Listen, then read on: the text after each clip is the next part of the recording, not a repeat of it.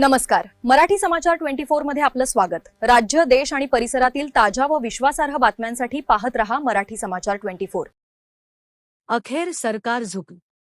रोहितदादा पवार यांच्या पुढाकाराने सर्व शेतकरी नेते व शेतकऱ्याच्या एकजुटीच्या लढ्याला आज यश मिळालं.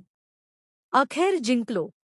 रोहितदादा पवार यांनी विठुरायाच्या आशीर्वादाने विनाट सरसकट शेतकरी कर्जमाफीच्या मागणीसाठी पंढरपूर येथे अन्नत्याग आंदोलन आणि त्यानंतर छत्रपती संभाजीनगर येथे शेतकऱ्यांच्या पुकारलेल्या एल्गार लढ्याला अखेर आज यश आलं.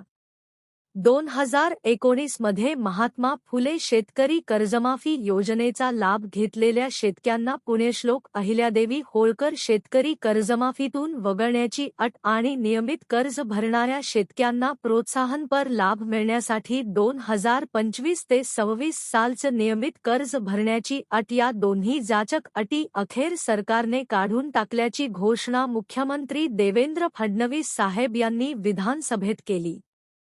याबाबत रोहितदादा पवार व सर्व शेतकरी नेते ज्यांनी यासाठी लढा उभारला त्यांचे आभार. प्रसेनजित पाटील, जिल्हाध्यक्ष राष्ट्रवादी काँग्रेस पार्टी, शरदचंद्र पवार. नमस्कार मित्रांनो. अखेर सरकारला झुकावं लागलं आणि निवडणुकीला दिलेल्या आश्वासनामधली कर्जमाफी शेतकऱ्यांची ती त्यांनी आधी अधुरी दिली होती नव्हे, ती कर्ज वसुली होती.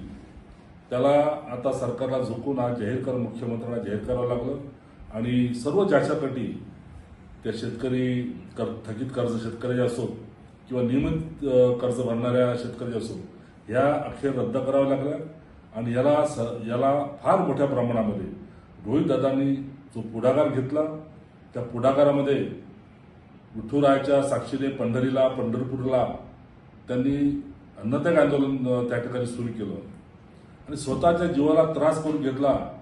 संबंध शेतकरी नेत्यांचं त्यांना समर्थन मिळालं, महाराष्ट्रातल्या तमाम लोकांचं. त्याचा दबावाचा परिणाम झाला. सरकारला शेवटी त्या ठिकाणी संकटमोचकांना तिथं पाठवावं लागलं आणि रोहितदादांनी देखील विनाकारण त्याला ताणल्यापेक्षा सरकारला विचार करायला वेळ अवधी दिला आणि आज त्याचं फलनिष्पत्ती झालेली आहे. सरकारला ते आंदोलनाला आणि सर्व शेतकरी नेत्यांच्या रोहितदादासोबत त्यांना पाठिंबा दिला, त्या सर्वांच्या लढ्याला यश आलेलं आहे आणि आज ही बहुप्रतीक्षित कर्जमाफी या ठिकाणी जाहीर झालेली आहे. त्यासाठी रोहितदादा व सर्व शेतकरी नेते हे अभिनंदनास पात्र आहेत. त्यांच्या पाठीशी असं शेतकऱ्यांनी उभं राहावं आणि आपले हक्काचे निर्णय पदरात पाडून घ्यावे ही या ठिकाणी विनंती करतो.